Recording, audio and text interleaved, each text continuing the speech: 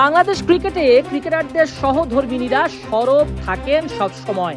এবার সেই তালিকায় যুক্ত হলেন সৌম্যের স্ত্রী প্রিয়ন্তী দেবনাথ।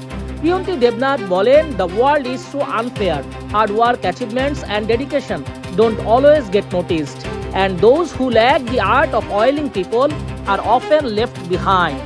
মূলত সৌম্যের স্ত্রী বলতে চেয়েছেন, পরিশ্রম, অর্জন, নিষ্ঠা সবসময় প্রাপ্য স্বীকৃতি পায় না, বরং তোষামত করার কৌশল যাদের নেই, অনেক ক্ষেত্রে তারাই থেকে যায় পেছনের সারিতে।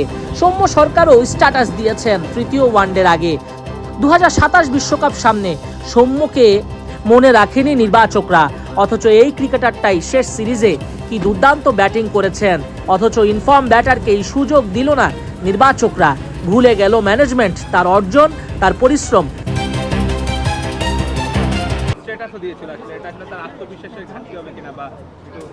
দেখেন, টিম কম্বিনেশনের জন্য আসলে কখনো কখনো এরকম সিচুয়েশন তৈরি হয়। তো এটা আসলে আমি শিওর যে পার্সোনালি নেয়নি বা নেওয়া উচিত না আসলে। তো এটা টিম ম্যানেজমেন্ট যেটা সব থেকে ভালো মনে করবে, ওদের উপর এরকম পরিপূর্ণ স্বাধীনতা দেওয়া আছে যে ওরা যেটা ভালো মনে করবে ওরা সেটা করবে।